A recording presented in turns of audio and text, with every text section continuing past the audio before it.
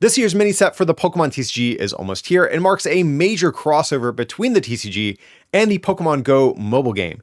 And so normally I don't do set reviews for these sorts of mini sets since typically they're much smaller in scope and usually they're geared more towards that collectors than players. But I'm going to break my rule this time because I actually do think this mini set gives players a lot more to look forward to than they might initially think. There may not be any new fancy card mechanics being introduced here, but I think the overall quality of this mini set is relatively high. And if nothing else, we'll at least finally give a lot of the popular, items and characters from the Pokemon Go game the cardboard treatment. And before we dive into the meat of the set review today, just a heads up, if you guys are thinking on picking up some Pokemon Go product for yourself, our friends over at flipsidegaming.com are still taking pre-orders at the time of recording. And not only that, but if you use coupon code RARECANDY at checkout, you can get 10% off your order. And if you want an even bigger discount, all of our Candy patrons have their own exclusive discount code for bigger savings. But if Flipside is out of stock by the time you see this video, alternatively, you can also show your support by using my affiliate link with TCG Player. There's no discount attached, but the way TCG Player works is that they show you all of the cheapest online listings from sellers at any given point. And I'll have all of these links today down below in the description. And while today's set review is going to be among one of the shorter ones that I've done, I've still got timestamps pinned to the top of the comment section. That way you guys can jump to any card that you want to hear about in today's video. But I'm going to stop rambling. If you guys can't, remember to smack that like button to feed the YouTube algorithm. And let's jump in and check out what the Pokemon Go set has in store for us. So we're going to kick things off today with Venusaur. Venusaur is going to be a stage 2 Pokemon, 180 HP, so very tanky boy for a one prize Pokemon. But mainly looking at it for this ability here, it says once during your turn, you may flip a coin. If heads, switch one of your opponent's bench Pokemon with their active Pokemon, and the new active Pokemon is now asleep and poisoned. And then just to briefly point out, has kind of a forgettable attack for 2 grass, 2 colorless, does a flat 130. But of course, the ability, having a gust effect that you can potentially do every single turn of the game certainly is enticing. But ultimately, the big issues that this card faces that, first of all, it's a stage 2, which already makes it very difficult to get in play. And the second is that it's going to be a coin flip. You really couldn't get any less consistent if you tried here. Now, being able to inflict sleep and poison is nice. Poison's going to add a little bit of extra damage. Sleep might potentially buy you an extra turn where your opponent can't retreat out of the active spot. But realistically, guys, you're probably carving out a good bit of space in your deck if you do want to include Venusaur. Even in grass decks that play things like Turffield Stadium or Hisuian Lilligant VSTAR, it's still going to be pretty difficult to get this thing set up. And at that point, I think you're better off just playing Boss's Orders or just things like Cross Switcher or Escape Rope. And if you're not playing Venusaur for the gusting effects, I think the status conditions you inflict are really the only other draw to it. And we do have a couple of Pokemon in the format that do like status conditions, like the recent Hisuian Sneasel V or the Salazzle back from Battle Styles, but those decks already have Butterfree, which I think is going to be far superior to this Venusaur. So that just kind of leaves this card without a home. If it wasn't a stage 2, or maybe if this ability wasn't a coin flip, maybe we'd be in business, but as it stands, this thing strikes out pretty hard in my book.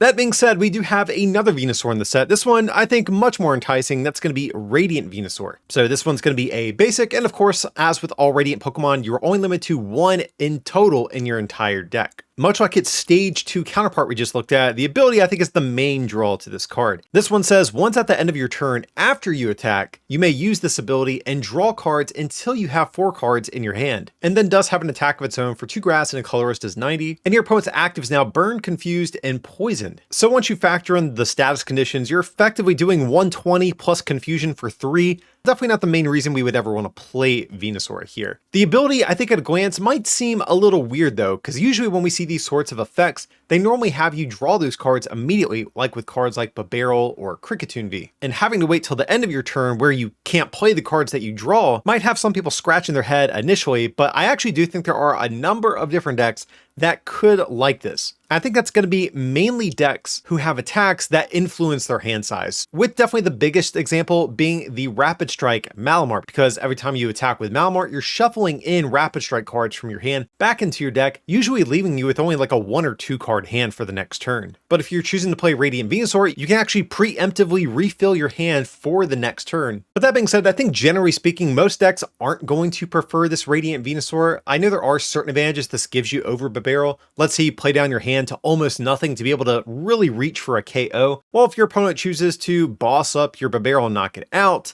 that's really not going to help you on the next turn, and you're going to be stuck with a dead hand. Whereas Radiant Venusaur is going to preemptively refill your hand back up. So there are situations where you could play Venusaur in normal decks, but I think it's going to be extremely situational to get good value out of this card. So I think ultimately I'm going to land in the middle on this card. I think it's pretty cool. Of course, the big issue is you have to wait to be able to use the cards that you draw until your next turn, which definitely feels a little bit bad. But I do think there are a few decks out there that will at least probably test a Radiant Venusaur out. Up next, we have our first Pokemon V of the set review, and that's going to be Alolan Exeggutor V. 240 HP basic, so pretty tanky for just a basic Pokemon V here. And the first attack for a Grass Energy says flip a coin if heads, search your deck for up to 5 Grass Energy cards, and attach them to your Pokemon in any way that you like, then shuffle your deck. And its other attack for 3 colorless is 30 to one of your opponent's Pokemon for each Grass Energy attached to this Pokemon, and as always, don't apply weakness or resistance for benched Pokemon. This was actually one of the very first Pokemon Go cards we got revealed, and initially when I saw this I was like, okay, that's neat, but this card's really not that great, so more than likely there's going to be a V-Star or a V-Max to go along with it, right? Well, that didn't really pan out, and this is all we are left with for Alolan Exeggutor. And unfortunately, I don't think it impresses too much. This first attack is almost identical to the attack on Kingor V, but for Grass Energy instead of Water Energy. And accelerating 5 Grass Energy is definitely pretty enticing, but the issue is this is going to be on a coin flip, and if you're using this attack, you really can't afford for this to flip tails. And as a result, you'll probably have to play some copies of Glimwood Tangle if you do want to ensure you can get this attack off on the first turn going second, because that's really the only turn you ever really want to use this attack. But if you're playing Glimwood, that means you're not playing things like Path to the Peak, Temple of Sinnoh, Training Court. And then for the second attack, you can kind of see the synergy here. It looks like they want you to accelerate all of this energy to Alolan Exeggutor, but more than likely, if you're using this first attack, you're getting one shot on your next turn anyways. So more than likely, you would want to just accelerate this energy to a benched Pokemon. But even if you accelerate all 5 energy to one of those Pokemon, you're still only sniping for 150. And at that point, you're kind of like a worse version of Beedrill V, which is saying something since Beedrill V already isn't a very great card. So if you really want to get some good sniping, you're not only going to have to run Glimwood to ensure you can get this attack off, but you're probably also going to need to run either Rillaboom or Gardenia's Vigor to keep chaining these Grass Energies throughout the course of a game. But overall, I think Alolan Exeggutor is a really weak attacker. If this thing ever does see play, I think it would be pretty much exclusively for this first attack. But with all the other Grass Energy acceleration that we have in the format, that is much stronger and still doesn't really see a whole lot of play, I can't really justify ever using this card. Next up, we're going to take a look at a new Charizard. This one is going to be a Stage 2, and it has the Burn Brightly ability. It says each basic fire energy attached to your Pokemon provides 2 fire energy, but you can't apply more than one of these abilities at a time. And for Charizard's attack here, for 2 fire and 2 colorless is 170, and you discard all fire energy from this Pokemon. So at a glance, this definitely seems like a pretty hefty attack cost, but once you factor in this ability, this basically reads 2 fire to do 170, which actually really isn't that bad of a damage to energy ratio. You can 2-shot any Pokemon V-Star or V-Max in the game. If you attach a single fire energy, plus use something like either a Magma Basin or a Raihan, I don't think it's going to be too hard to use this attack every turn. But unfortunately, I don't think there's going to be like a designated Charizard deck. One of the first reasons is that we have another Charizard in the format, which is already a lot better. That, of course, is going to be the Leonzard deck that has a much higher damage cap and has a great ability that helps it get set up. I guess in theory, you could choose to play this as a one-of in that deck to ensure that your Leonzards can attack for just a single attachment every turn. That seems kind of cool, but needing 2 different stage 2s in play doesn't seem like a winning strategy to me. And at that point, I think we're just thinking about this Charizard as a bench sitter for other fire attackers. And I think really only exclusively would want to be paired with fire Pokemon with a 3 or more attack cost. And the reason I say that is otherwise you could just use Magma Basin plus manual attachments to accomplish the same thing. Something like Entei as an example. Charizard absolutely makes no sense. Raihan and Magma Basin are going to be much more consistent ways at chaining that second attachment. But of course, Pokemon like Charizard V-Star, Charizard V-Max, Torkoal V, etc. These Pokemon can't get powered up by that additional attachment that Magma Basin or Raihan grants you. You need additional forms of energy acceleration. And that's where Charizard could be nice. And on paper, while that sounds okay, just play Arceus V-Star, guys. It's a much easier way to accomplish the same thing, and you can get some chip damage in with your Arceus in the early game as well. So Charizard here, I don't think this is a bad card by any means, but it's just kind of outclassed or unnecessary when looking at the other support that fire Pokemon have right now. Next up, we have Radiant Charizard. Of course, this one's going to be a basic with 160 HP, and it has this ability. This Pokemon's attacks cost 1 colorless less for each prize card your opponent has taken. And thank God, because this attack cost is massive. For a fire and 4 colorless, does 250, and during your next turn, this Pokemon can't use Combustion Blast. So despite this thing having a laughably expensive attack cost, you guys can tell by my rating, I actually really do like this Radiant Charizard. This kind of functions kind of like a fire equivalent to Galarian Moltres as a sort of late game single prizer that you can just throw down and sweep whatever your opponent has in play. Specifically in the case of Charizard with the Choice Belt in the late game, this thing could be absolutely devastating for Pokemon VSTAR decks like Arceus, Palkia, etc. that have 280 HP. And you honestly don't even have to wait until your opponent's taken 5 prize cards. Thanks to cards like Magma Basin and Raihan, you can actually start using this as early as your opponent taking 4 prize cards. And I think this definitely could look to give fire decks a little bit of a boost because they really have been struggling despite getting some good support back in Brilliant Stars. Cards like NTV are solid and easy to get up and running, but they really lack that raw damage output that they need to go toe-to-toe with some of the other big decks in the format. And with cards like Palkia VSTAR dominating the Astral Radiance format, a card like Radiant Charizard definitely could be a good way to help even the playing field a little bit. But even outside of designated fire decks, I honestly think you could even see Charizard pop up kind of in the same way we've seen Galarian Moltres in these sort of Inteleon toolboxy sort of decks, where you play copies of Charizard, Fire Energy, and Clara, and in the late game, you can evolve into a Drizzile or Inteleon, grab Clara, slap these things down, and take a big one-shot out of nowhere. Now, if I did have to critique anything about Charizard, it is that it does sort of compete with some of the other pretty strong Radiant Pokemon, most notably Radiant Greninja and Radiant Hawlucha. But even despite that, I gotta say, I am a pretty big fan of this Radiant Charizard. I definitely did not expect a Radiant Pokemon of this quality in one of these sort of mini sets, especially since Charizard usually rarely gets actually competitive cards. But I gotta say, I like this one. I'm down for it. Big thumbs up for me.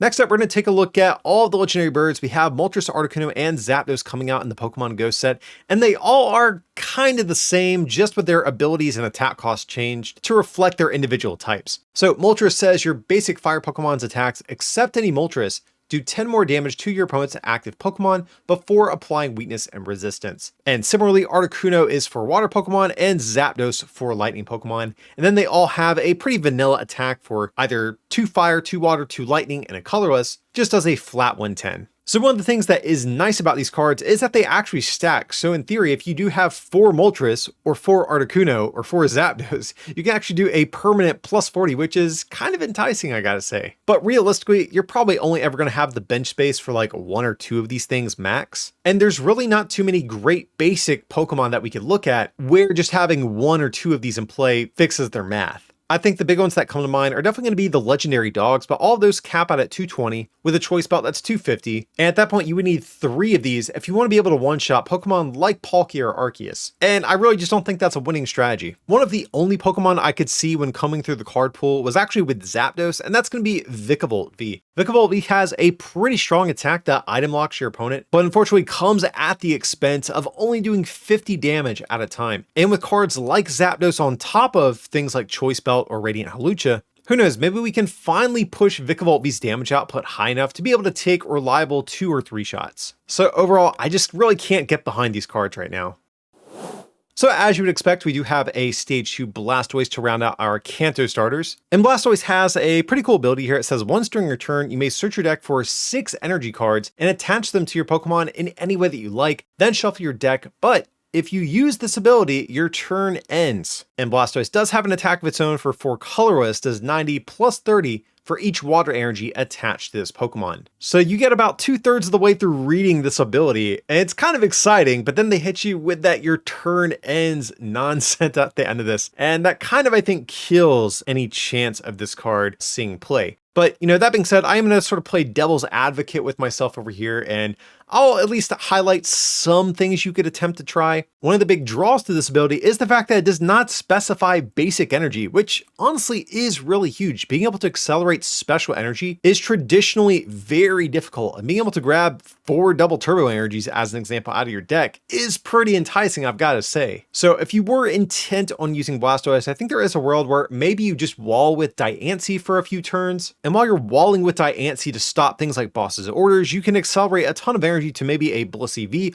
or maybe some other attacker that really might want special energies attached. I think setting up Blastoise also isn't as awful as it might seem. We did just get Irida printed in Astral Radiant, so in theory, you can grab a Blastoise plus a rare candy and guarantee this ability on turn 2, but still, you're not attacking till turn 3 at the very earliest. That's assuming you don't whiff on any of your turns. And at that point, if we're not attacking on turn 3, which already is pretty weak, I don't think there's a strong case to be made for this thing. Especially if we compare this to some of the other energy acceleration we already have in the format. Most types right now in the game have ways at accelerating energy, and for the types that are kind of awkward sometimes, we still have Arceus VSTAR, which has kind of proven itself to take even the worst Pokemon V and V Max in the game and make them halfway decent. I don't think this stacks up, and even in Expanded there is some talk of using this thing with Archie's Ace in the hole, but even that isn't too enticing since the Rain Dance Blastoise is generally kind of the superior of the two, since you can attack on the same turn that you get it into play. So I've got to say, I think this ability is really cool, but it's just on the wrong Pokemon. If Blastoise was a stage 1 or definitely a basic, I think we would have to reconsider things. Or maybe if this didn't say your turn ended, but as it stands, this card has way too much going against it. However, on a more optimistic note, we do have Radiant Blastoise coming in next, which I definitely think is the superior of the two Blastoise cards. This one, of course, is going to be a basic Pokemon, and it has this ability. You must discard a water energy from your hand in order to use this ability. Once during your turn, you may put 2 damage counters on one of your opponent's benched Pokemon. And Blastoise does have an attack for 2 water and a colorist is 170, and during your next turn, this Pokemon can't use this attack. So this is kind of cool. This is kind of like the Inteleon VMAX that we already have in the format, but as a basic, and you know, a little bit weaker, but that's okay. We're a basic, not a Pokemon VMAX. And honestly, this might even potentially be a good partner for Inteleon VMAX, because Inteleon does have a strong ability, and having a way to double down on that with this Blastoise is pretty cool, especially because Blastoise can make use of Scoop Up Net to use this effect multiple times in a single turn. And if we are talking about pairing this with a water deck, we have to at least acknowledge Palkia, since that has been a card that has been dominating the early days of the Astral Radiance format. And Blastoise, kind of in the way the Rapid Strike Inteleon works, could be a way to sort of fix your math against a number of different decks out there. Because if people see your Palkia and decide to not bench too many things, Radiant Blastoise could be a way to sort of even out that damage and still push your opponent's Pokemon into one-shot territory. So I do like Radiant Blastoise, but as you can tell by my rating, I do have some reservations, or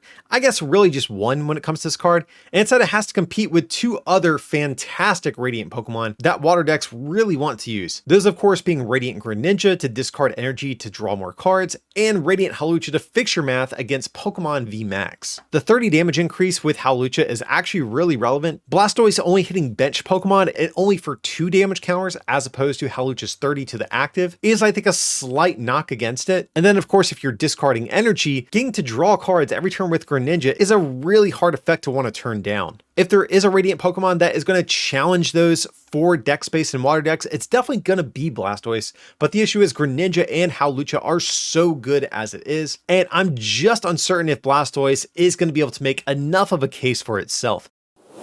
Next up, guys, we have Slowbro, which has got to be easily the first good Slowbro we've had in I can't count how many years. The first attack on it's not too great, just 20 puts both Pokemon to sleep, but the second attack here for 2 colorless energy, or of course just a twin or double turbo, says this attack can only be used if your opponent has 1 prize card remaining. Take 2 prize cards. So it feels like every set since Zoroark back from Evolving Skies got printed has given us some sort of new toolbox inclusion to make that deck a little bit better. And the Pokemon Go set's no exception. I think this is another instant one of in the theoretical Zoroark toolbox. Being a 1 prize deck, you're naturally forcing your opponent to take single prizes at a time, unless of course they are doing some bench sniping shenanigans. But in a typical game, your opponent has to take 1 prize at a time, and they are eventually going to have a turn where Slowbro can come in and just sweep them. Assuming you haven't fallen like super far behind in the game, this basically says just win the game at that point. I mean, it's just an instant surprises, guys. I don't know how to really drive home how good this attack actually is. So Zoroark's definitely been the big partner people online have really been talking about for this card, but there are definitely some other situations where you might consider Slowbro. Even like Arceus VSTAR decks could theoretically play like a 1/1 Slowbro line in their deck to have like a big late game option. Because one of the issues that Arceus has is that even though it's a fantastic Pokemon at getting your deck set up, getting energy into play, it really isn't the heaviest hitting attacker. You're kind of just banking on doing a nice average 2-shotting amount of damage while being able to chain energies to your next attackers every turn. If your opponent throws up like a fresh Pokemon VSTAR or VMAX and would be preventing you from taking a one-shot, Slowbro might be able to overcome that. So I gotta say, I think this is really, really cool. I think Zoroark is definitely the home that makes the most sense for this, just because you only have to play a one-of. You don't need any Slowpokes, you don't need multiple Slowbros, and I'll be really curious to see if the Zoroark Deluxe deck finally has what it needs to be a more formidable archetype after Slowbro comes out. Continuing our streak of surprisingly decent dumb water Pokemon, we have Magikarp up next here. Yes, that is correct. We are not talking about Gyarados. I will stand firm. Magikarp is a better Pokemon than Gyarados, at least in the context of the Pokemon Go set anyways. But Magikarp's going to be a 30 HP Pokemon here with the lively grouping attack. You can search your deck for any number of Magikarp, reveal them, and put them into your hand, then shuffle your deck. So that's nice, but the second attack is really where things heat up a little bit for this card. For 2 colorless energy, does 10 plus 30 more for each Magikarp and Gyarados in your discard pile. Okay, so that just got interesting. And you can see too how both these attacks sort of synergize with each other. You can use the first attack to get your Magikarps out. Then on your next turn, you can Ultra Ball them away or research them away, whatever it might be, to fuel this big second attack. So if we just run through the math, if we have all 4 Magikarp and Gyarados in our discard pile, assuming we didn't prize any, that's going to be 250 damage. And with a Choice Belt, that's going to be 280. And with a Radiant Hawlucha, that's 310, one-shotting every Pokemon V-Star and some of the weaker Pokemon VMAX like Mew and Jolteon. Now, of course, you guys might see the big issue that we have here, and that's going to be that, well, if you're attacking with Magikarp, you're limiting your damage by 30, and suddenly your math becomes much, much worse. But luckily we have a new Ditto that we're going to talk about a little later. Ditto can copy the attacks of your Pokemon in the discard pile, and as a result, we can now head for those magic 280 and 310 numbers. Magikarp only needs Twin Energy or Double Turbo Energy to get up and running. We even have cards like Cincino that can help us discard our Magikarp pieces and draw more cards. And I've got to say, this is actually, I think, a pretty enticing one-prize archetype that we're getting out of this set. You really just have to watch out for prizing your Pokemon, but we have cards like Hisui and Heavy Ball and Peonia to help with that. So overall, I've got to say, pretty big thumbs up for me. I really do like this Magikarp. This is definitely going to be one of the first single prize decks I'm going to test out once this set drops. Next up, we have Golisopod, which is kind of a spiritual successor to the old Golisopod GX, though I would argue nowhere near as good, as you can tell by my rating. But Golisopod here does have this attack, First Impression. This is that attack that's going to look so familiar to people. This one for a water energy does 20 plus 90 more if this Pokemon moved from the bench to the active spot this turn. And then also has a vanilla water 2 colorless attack for 100. So 110 for 1 energy isn't the worst energy to damage ratio, especially once you factor in Choice Belt. You can now 2-shot Pokemon V-Star. And if you add a Radiant Hawlucha on top of that, you can 2-shot Pokemon VMAX. And being only a stage 1 that attacks for a single energy makes this card, I think, overall pretty low maintenance. I think you can honestly build a functioning Golisopod deck if you really want to. But of course, the big issue is that this card just doesn't hit hard enough. You could in theory run the other Golisopod alongside of it, but that one requires 2 energy, and now you're messing with your energy line to accommodate your other Golisopod. And even if you want to go the Aurora energy route, I don't think there's too many other great Aurora energy based attackers that would really fix Golisopod's shortcomings. So I'm not a big fan of this card overall, but I do want to point out Wimpod I think is actually pretty decent. This is definitely going to be the preferred Wimpod going forward. So unfortunately, this thing does not live up to the very high bar set by the old Golisopod GX, but it's still nice they're giving a nod to that old card, and we at least got a decent Wimpod out of it.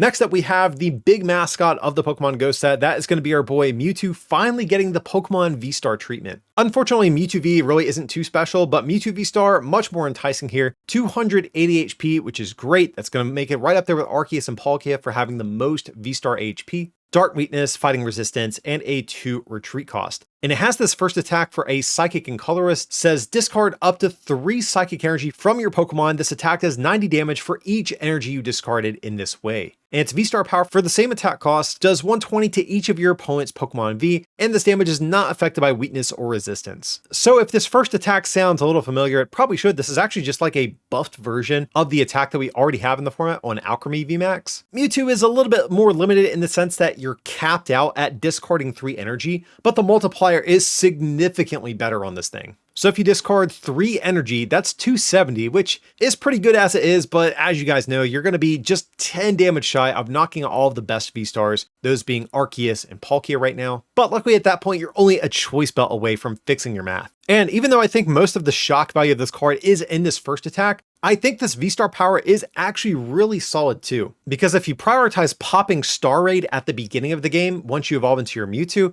being able to do 120 to everything sets up your opponent's Pokemon to where you don't need to discard as many energies throughout the course of a game. But of course, the big question sort of lingering is, well, how do we actually want to power up Mewtwo VSTAR? And even ignoring some of the stuff coming out this summer, there's quite a few ways you can look to power this thing up right now. I think the big one, obviously, is going to be Shadow Rider Calyrex VMAX. That has definitely been the most proven form of Psychic Energy acceleration we have, since every turn you can just keep re-accelerating energy with your Shadow Riders and help draw cards and set your deck up in the process. Of course, there's also Galarian Articuno, which effectively is going to be a 180 buff whenever you bench it from hand with 2 Psychic Energies. And a little bit more obscure, but an option I still want to throw out for you guys is going to be the Latias and Latios back from Fusion Strike that have those abilities that every turn allow you to re-accelerate energy to your Latias and Latios. And even on top of all this, we have cards like EXP Share and even Arceus VSTAR if we want Mewtwo as just sort of like a big late game option. So as you guys can tell, I really like Mewtwo VSTAR here. This is the mascot of the Pokemon Go set, and I think it's pretty well deserved. There's a lot of flexibility in terms of how you want to run this thing. There's a variety of different damage modifiers to help it hit those perfect numbers against some of the most popular Pokemon. So I think definitely one of the best cards coming out in the new Pokemon Go set.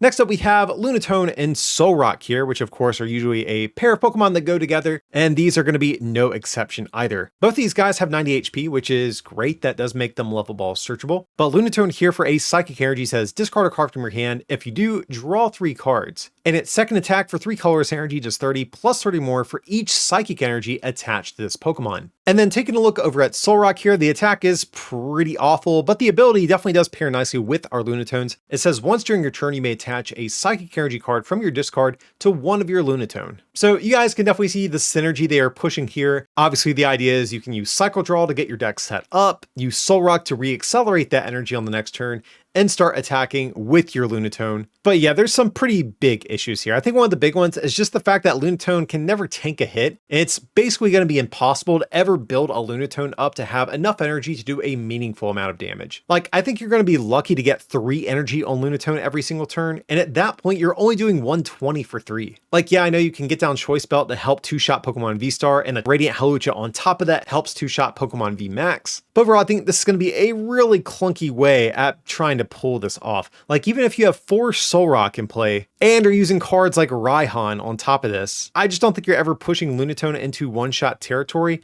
And at that point, there's much easier ways to go for the 2-shot game against Pokemon VSTAR and VMAX. Even though, yes, these cards pair well together, even though, yes, we have cards like Level Ball and Rescue Care, it's just not enough, unfortunately. For our next Pokemon V, we have Conkeldurr V, which I think actually is going to be the very first ultra rare Conkeldurr we've ever had. So a lot of pressure on this guy to be good. But this one, of course, is going to be a basic Pokemon, 230 HP, 3 retreat, and a very unfortunate psychic weakness, especially since not only we have Mew in the current format, but we also do have Mewtwo coming out in this same set. But Conkeldurr has 2 attacks. The first one I think is probably the most interesting one out of the 2. For a fighting energy does 20. And if this Pokemon was damaged by an attack during your opponent's last turn, this attack does that much more damage. And its second attack for a fighting and 2 colorless is 90, and you flip a coin of heads, you do 90 more and confusion. I think on paper, this first attack is kind of cool because we actually do have a couple ways at tanking with Conkeldurr and ensuring that it's not going to get just wiped from the face of the earth. So of course we have Cape of Toughness that'll boost you up to 250 HP. But on top of that, we have Stone Fighting Energy, which effectively boosts you up to 300. And if you have Sir Chester Bath as your stadium, your opponent has to do 320 damage just to knock out this basic 2-prize Pokemon. And that's pretty cool because without all of these different HP modifiers, you wouldn't really be able to use counter because you would just get knocked out every turn. But all these different taking cards come together in a way that does ensure you are going to be able to use counter at least once before your Conkeldurr goes down. But I think if you were to make good use of this attack, what you would want to do is be able to tank a hit and then heal off that damage with some sort of healing cards and keep that loop going every turn. But unfortunately, if we look at the best healing cards in the format, most notably Cheryl, that's only going to be for evolution Pokemon, Or if we look to something like Hyper Potion, we need multiple energies, and that really conflicts with this card's attack cost. And at that point, all we're really left with are going to be cards like Super Potion, Potion, maybe the recent Togekiss from Astral Radiance, but overall, really nothing that does the job that we want to. This is definitely a card that would benefit a lot if we ever got a Max Potion reprint, but right now, the healing options that it has really don't synergize well with this card. So even though I am going to pretty definitively downvote this thing, this is definitely a card that might have some long-term potential. If we ever see Conkeldurr exist in a format with both tanking options and the proper healing cards, maybe there's a world where this could see play, but definitely not in the short term.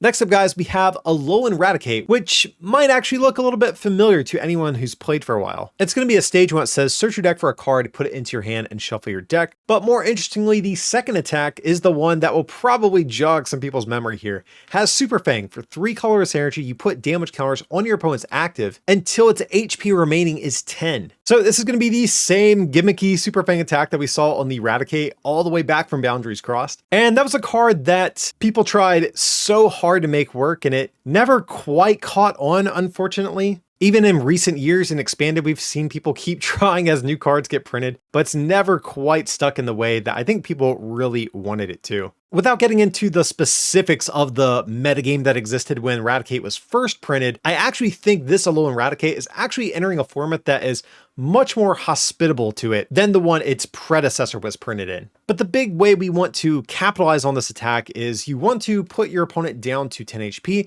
and have some method at knocking them out in between turns, usually with the help of some sort of status condition. And I think that's going to be the same case for this. I think by far and away the best option we have currently is going to be the Garbodor that poisons your opponent if there's a stadium card in play. So of course we have cards like Path to the Peak, but also we do have Spike Myth, which might even be the best stadium card to go with, because if you can't find your Garbodor, but you have your Spike Myth in play, if you put your opponent down to 10 HP and they move from the active spot, the damage from a Spike Myth actually would knock them out. So that's another way we can maybe get those KOs with this thing. But I think the biggest issue that I have with Raticate is really just the attack cost, which has always really been sort of the Achilles heel to these sort of decks. If this was just 2 colorless energy, we would definitely be in business, because then we could just play some copies of Double Turbo and Twin Energy. But unfortunately, since this does require a third energy, we are going to have to run copies of Dark Patch more than likely, and or Raihan if we want to be able to chain these every single turn of the game. And while that's definitely not impossible, it just adds another hoop that you have to jump through every single turn to keep chaining these. If there's anything else that's going against Raticate, I think it's probably going to be that we are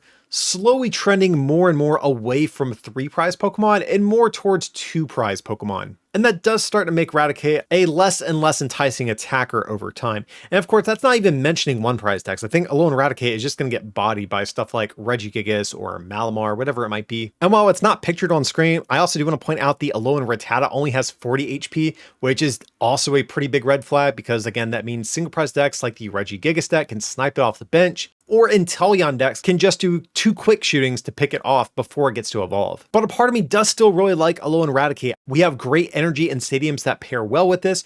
We are still in largely a multi-prize dominated format. And also I'm just a sucker for evolution decks. So there's a part of me that really wants to like this either way. As long as you can dodge the bench sniping effects out there and the 1 prize decks, Alolan Raticate might have some shot at seeing some success. Next up, we have Tyranitar, which is going to be the next beloved Stage 2 Pokemon in this set review, which got absolutely crapped on by the card designers. This guy is going to be 180 HP Pokemon with 2 attacks. The second one here, we're probably never going to use for 2 dark and 2 colors, does 180 and does 20 to each of your bench Pokemon. I think it's going to be pretty impossible to chain these attacks, but the first one is definitely the more interesting of the 2. The attack does 10 times the amount of damage counters on each of your bench Pokemon. So this is a pretty easy attack to power up in terms of its energy cost. We have things like Twin Energy and Double Turbo Energy, but the issue is just getting any sort of substantial amount of damage on your board. Like, yeah, we have cards like Gapejaw Bog or Magma Basin, and we even have Pokemon that get damage on the field like Lucario and Donphan, but this multiplier is just nowhere near high enough to justify playing a Stage 2. Like, if we want to knock out a Pokemon V-Star, we need 280 damage somewhere on our field. So your opponent can even just choose to avoid Tyranitar and knock out the damaged Pokemon on your field, which then sort of cripples your whole deck. So I've got to say, Tyranitar is a huge strikeout. This damage modifier really would have needed to be like 20 or 30 times to really take this card seriously. But as it stands, unfortunately, this card is going to be joining Blastoise, Venusaur, and Charizard as binder fodder from this Pokemon Go set. Next up, we have our only Pokemon VMAX of the set, and that's going to be Melmetal VMAX. I don't think Melmetal V is particularly special, but it does have an attack that can accelerate a metal energy, but more than likely, if you're attacking with Melmetal, you're just going to get return KO'd on the following turn, but at least you have some sort of option. But the VMAX actually a bit better than I initially expected this card to be, given how mediocre Melmetal has been up until this point. But this guy is 330 HP, 4 retreat, grass resistance, fire weakness, and its only attack for 3 metal energy does 160, plus 60 more for each metal attached to this Pokemon, in addition to this attack's cost. And you can't add more than 120 damage in this way. So at a glance, I think a lot of people might choose to just write Melmetal off, especially because this is very similar to the Grimmsnarl that we already have in format. But Grimmsnarl, I want to point out, is a dark Pokemon that has to compete with some other better dark Pokemon VMAX and VSTARs, and only caps out at 270. This is capping out at 280, which doesn't seem like much, but actually is a really big deal because that's the difference between needing a choice belt to knock out things like Arceus and Palkia. And if you do have a choice belt, that's going to be just enough to knock out Mew VMAX without even the help of a Radiant Hawlucha,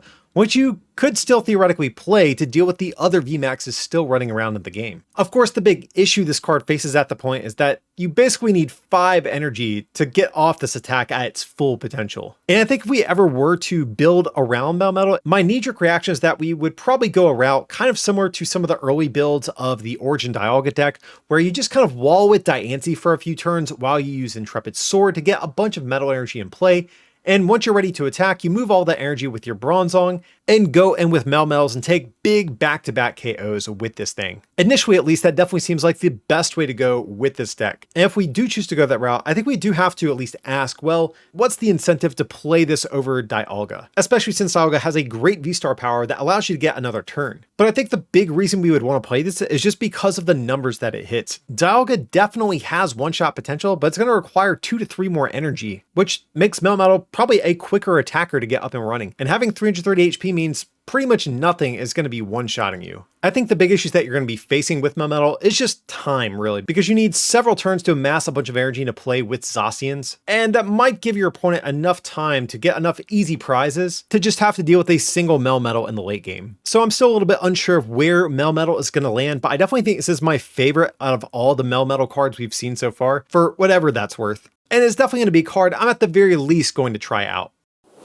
Next up, we have our final Pokemon V-Star of the set review. That's going to be Dragonite VSTAR. And even though we already have a Dragonite V in the format, we are getting a new one, which actually does have an attack I do want to mention. Hyper Beam just for a water and lightning to 60, and you discard energy from your opponent's active Pokemon. Nothing game-changing, but might be a decent defensive attack if you are kind of forced into a corner with the thing. But looking ahead to Dragonite VSTAR, as always with Dragon Pokemon, no weakness or resistance, which definitely is appreciated, and 280 HP as well, so great stats on this thing. And its first attack for a hulking Water Lightning and 2 Colorless is 250, and during your next turn, this Pokemon can't use this attack. And its V-Star power is going to be an attack for a single Colorless energy. It says, look at the top 12 cards of your deck. You may attach any lightning and water energy you find there to your Pokemon in any way that you like. Then shuffle the remaining cards into your deck. So I'm not sure where I want to start with this thing. I have a lot of different thoughts on this. The big elephant in the room for this thing definitely has to be this attack cost. It's 4 energy, 2 of which are completely different types. But the saving grace definitely is the damage output. 250 is already a pretty decent amount of damage, but with a choice belt, that's going to be 280, which of course, as I've said throughout this video, is sort of a magic number you want to hit against a lot of the biggest decks in the format. And then on top of that, if you have a Radiant Hawlucha in play, that's going to allow you to reach to one-shot Mew VMAX. So those are definitely good attributes, but powering this thing up is definitely the big issue. We do, of course, have cards like Melanie or Flaffy to accelerate our energies, but I think by far and away, the most likely partner for this, if it does see play, is going to be Arceus V-Star, since Trendy Nova can not only get some damage on the field, but also can accelerate the bulk of these energies, even when they are different types like this. But my next issue from there, though, is that we already have another Dragonite V that also hits for 250 for 1 less energy. But I will say, in the V-Star's defense, the extra HP is actually pretty notable, I think, because a lot of times that is going to change a 1-shot to a 2-shot. But if there is anything to be said for Dragonite V-Star as a potential Arceus partner, is the fact that this gives you a theoretical big late game attacker, which is something that Arceus just kind of struggles with. But is this going to be better than the disruption that Malamar is going to offer you? Is this better than the consistency that the Inteleon engine is going to offer you? I think there's a lot of things going against this V-Star as a potential Arceus partner. And then we still haven't even mentioned the V-Star power. This thing blows my mind how close it was to being a half decent card. Because in my mind, there's absolutely no reason this should not have been an ability, even if it's just a coming into play ability at that. Because if we look at the top 12 cards of our deck, honestly, most likely we're only going to have 2, maybe 3 energy there in most cases anyways. And to use this attack on turn 2 means we're not attacking with Dragonite until turn 3. And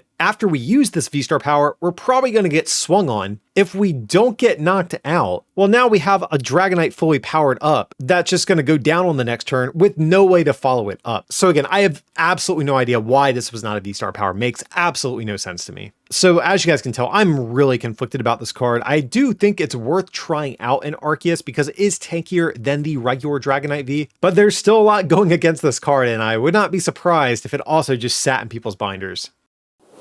Next up, guys, we have Ditto, which is going to be one of my absolute favorite cards we're getting in this set. I think this is such a cool card. Basic Pokemon, 70 HP, and just has an ability. It says this Pokemon can use the attacks of any basic Pokemon in your discard pile, but except for Pokemon with a rule box. And you do still need the necessary energy to use each attack. So one of the big ones is going to be Magikarp, which we already talked about in the set review, but I think one of the big ones that comes to mind for me personally is going to be Mad Party. That's another one of these decks, kind of like the Magikarp deck, that is capped out by needing some of the Pokemon that fuel your attacks in play. And now that we have Ditto in the mix, we can toss away more of those Mad Partiers to ensure that we can take those big one-shots into late game, which we want to with that deck. So those are definitely some of the big decks that come to mind for me, but I think Ditto is just really cool in general because this can sometimes act as like a 5th basic or 6th, 7th, or 8th, depending on how many of these Dittos you want to play. Also, another card I will throw out there since some people have been talking about it is going to be the Shedinja back from Vivid Voltage. That's a card that's seen basically no play, but we saw a lot of people buying that card out whenever this Ditto got revealed. Maybe that will finally become a thing. But for me personally, I'm looking most notably at Mad Party and Magikarp in the short term. But I think this ability is just so cool. We've seen Pokemon like this over the years, like with Mew back from Breakpoint or Marshadow GX back from Burning Shadows. My only wish for this card is that I wish Ditto actually hits something for weakness, because that was one of the big draws to those Pokemon I just mentioned. But I don't think that's enough to deter me from wanting to play this. And just in general, I'm just really excited to see what other sorts of cards we could see paired with this throughout this card's lifespan. So Ditto, super fun card. Really looking forward to trying this thing out.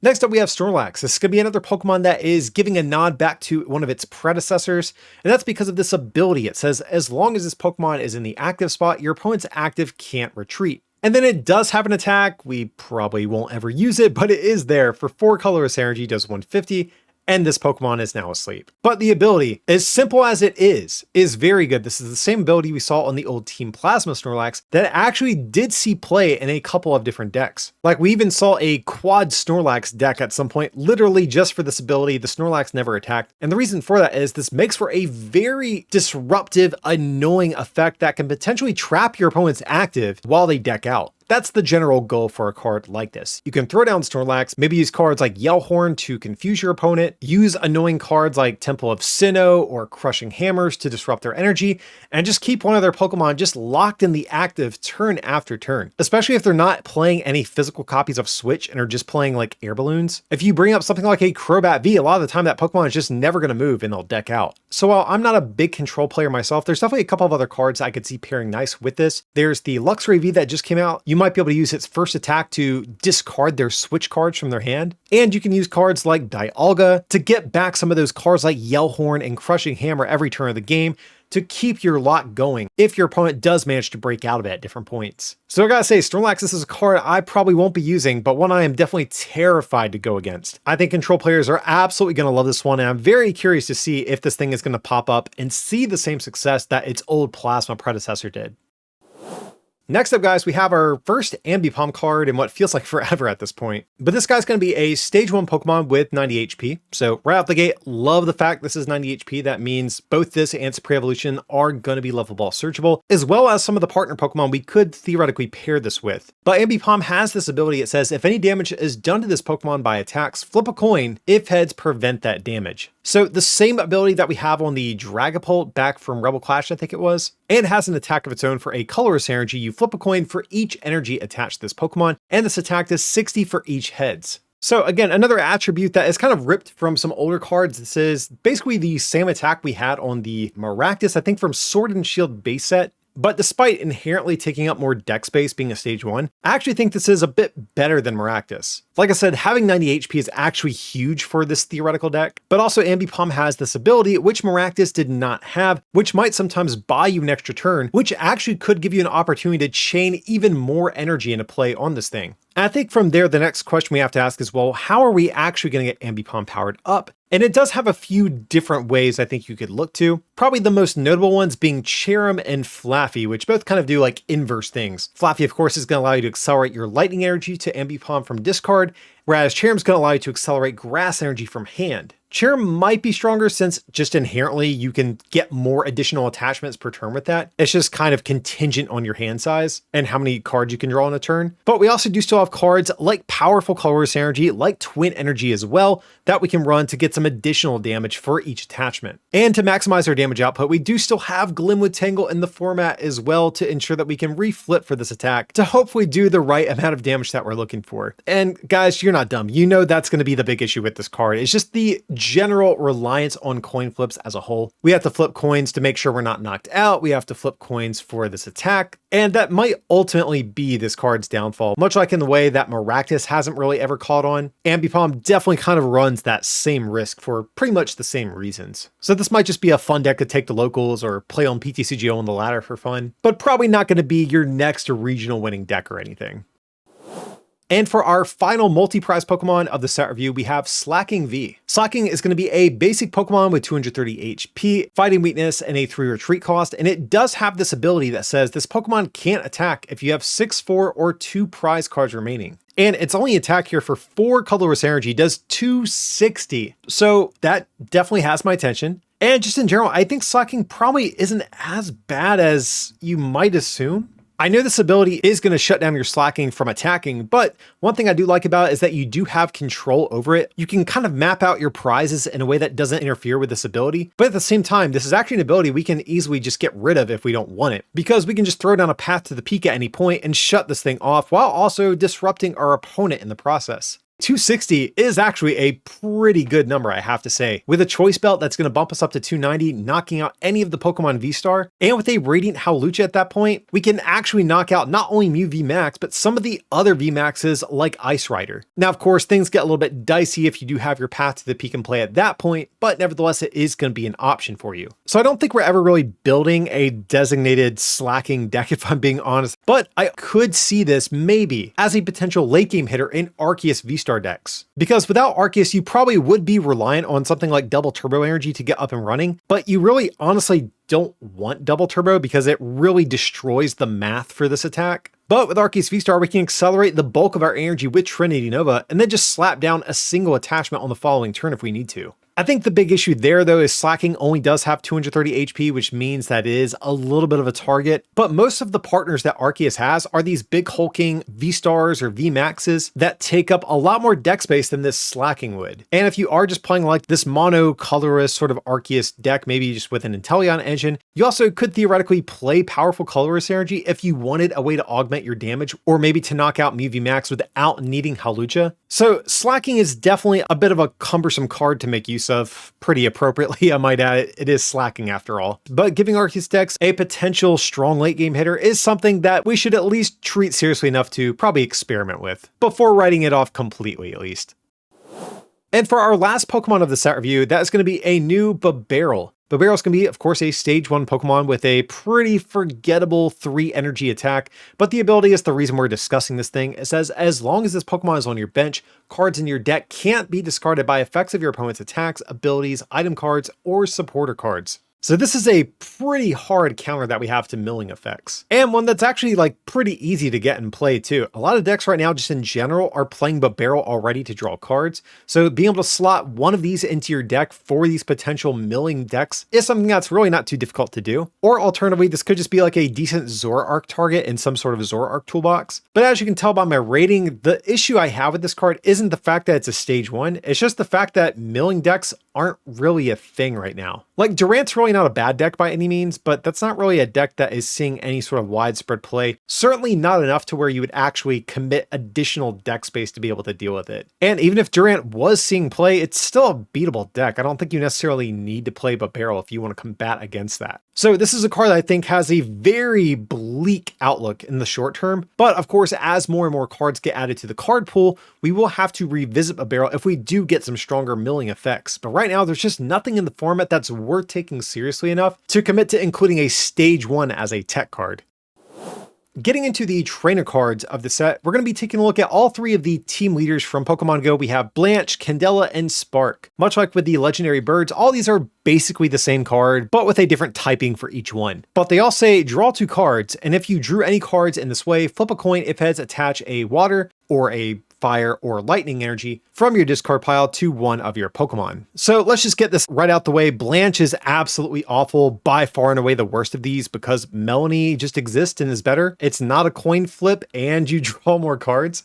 So Blanche is just absolute flaming hot garbage. I think Spark is one that's not going to fare too much better. Like, yeah, even though we don't have a lightning supporter like Melanie, we do already have Flaffy that accelerates lightning out of the discard pile. And I don't think the flexibility of being able to accelerate to the active is enough to really increase my desire to play it. I think if any of these ever did see any play, it would probably be Candela. And that's really because the fire energy acceleration we have right now only really most benefits the fire attackers that have a 2 energy attack cost. So decks like NTV probably would never consider this, but if we looked at cards like Charizard VSTAR or Charizard VMAX, these are cards that Magma Basin doesn't quite get there. They're usually still 1 to 2 attachments away from using these big hulking attacks that do tons of damage. And Candela, however you want to pronounce this thing, definitely could be one way at getting that additional attachment. But I think the issue you face at that point is that Raihan might just be sort of superior. Of course, the big upside to this card is that it's not limited to a specific turn of the game, whereas Raihan is. But this card isn't that much more consistent since it's still a coin flip at the end of the day. And Raihan's flexibility of grabbing you any card out of your deck is also a massive upside to that over this. So as a result, guys, these cards are going to be really, really weak. Can't say I'm really excited by any of these.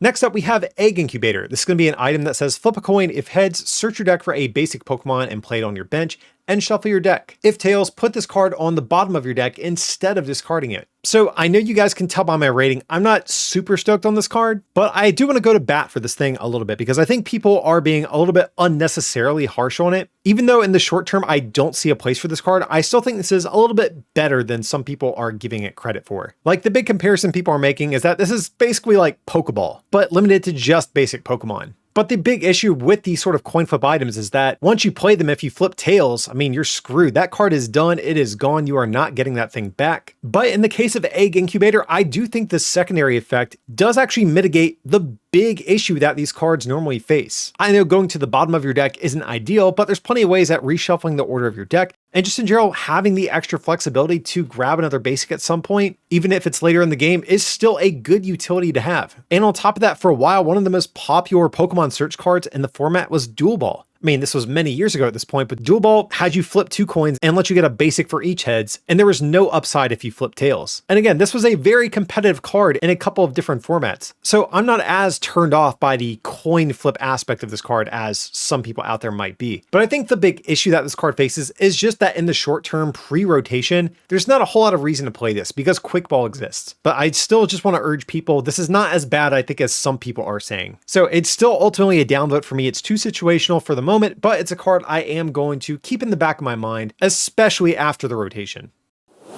Next up, we have Lure Module, another new item card. This one says each player reveals the top 3 cards of their deck and puts all Pokemon they find there into their hand. Then each player shuffles the other cards back into their deck. So this is another sort of weak Pokemon search card, but honestly, I don't think Lure Module is attractive as a Pokemon search card for yourself. I think really where this card ever could see play is as a disruption card, and that's probably because this card forces you to take all of the Pokemon you find there. Unlike a lot of modern cards we're seeing printed, this does not have that up to clause on the card. So control players that are looking to deck out their opponent as their win condition could look to Lure Module because it could in theory force them to draw 3 cards, getting them closer to running out of cards in their deck. That being said though, as you guys have probably heard me say in a variety of my videos, I'm not a big control player, so I don't really consider myself an authority figure on what makes a great control deck.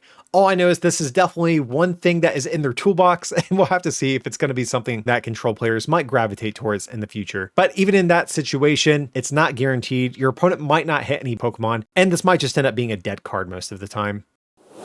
And for our last card of the Pokemon Go set review, we have Pokestop, our only stadium card. And this is one that's definitely generated a good bit of discussion online. This one says, once during each player's turn, that player may discard 3 cards from the top of their deck. If a player discard any item cards in this way, they put those item cards into their hand. Okay, this is like effectively a draw 3 if you hit any item cards, as an effect that you can do every turn of the game if the stadium doesn't get bumped. That's kind of nuts. But before we get any further, let's definitely get these issues out of the way. The big sort of red flag is that you have to discard the non-item cards, which instantly sort of limits the decks that Pokestop could be included in. With maybe the exception of Mewtwo Max and the Reggie deck, I think any deck that's playing special energy will find it really difficult to make use of this, because if you mill your special energies, those are traditionally cards that are very awkward to get back. So even though decks like Mad Party, as an example, in theory, I think could love this, I'm not sure if they can actually risk those special energies getting discarded. But that being said, I definitely think very aggressive item heavy decks are going to be the ones that most want to make use of this. But I think the big ones that initially come to mind for me being both Darkrai VSTAR and a little bit more notably Mew V Max. In the case of Mew, like 2/3 of their deck is items to begin with. Or in the case of something like Darkrai VSTAR, if that's a deck that does eventually catch on, you don't care if you discard energy because you can get those back with Dark Patch, which you can get with Pokestop. So even though I think this effect on Pokestop is amazing in a vacuum, this is such a good effect, there's just very few decks I think that actually can make use of it. So I just want to caution people. I know there was a lot of buzz about this card when it first got revealed, but I don't think it's quite as good as maybe we all immediately thought. But that being said, this is definitely still a card I would be surprised if it saw no play throughout its time in standard format. And with that, guys, we have finally made it to the end of my Pokemon Go set review. But before we wrap up today, I just want to go over some of my final overall thoughts on this set as a whole. Even though this is a fairly small set, I still think they did a pretty good job of giving us a good balance of potentially viable multi and single prize Pokemon. And on the topic of single prize Pokemon, I think some of the most interesting ones we're getting are actually more of the Radiant Pokemon, which I definitely did not expect to be as good as they actually are. I think right now Charizard's probably my favorite of the 3, but honestly, I think Blastoise and Venusaur both have a chance at seeing some play as well. But I do still have some issues with the set. I think one of the big glaring weaknesses of the set is going to be the trainer cards. Like Pokestop definitely looks cool, but beyond that, everything else is like pretty much bottom tier. And it's not only the trainer cards, just in general, the quality of these mini sets is going to be a little bit lower than that of the quarterly main sets that we get every year. And the Pokemon Go set here is definitely no exception to that. And for that reason, guys, I'm going to land on a rating of a 3 out of 5 today for the Pokemon Go set. Obviously, collectors are going to love this set, but I would still urge players not to sleep on this set. There are quite a few cards I still think are probably going to be worth picking up. But of course, guys, these are all just my opinions. I definitely am curious what you guys in the community are thinking as well. So be sure to sound off down below in the comment section. What do you think about this Pokemon Go set? Do you think there's any cards that I was maybe too harsh on? Any that maybe I gave a little bit too much credit to? Definitely let me know your full thoughts down below today. And always, if you guys did enjoy today's content, remember to leave a like on the video. And if you want to take that support to the next level, you can also become a patron at patreon.com/rarecandytcg or pick up some merch at rarecandytcg.com. Links to everything will be down below in the description. But as always, thanks so much for watching, and I will see you next time.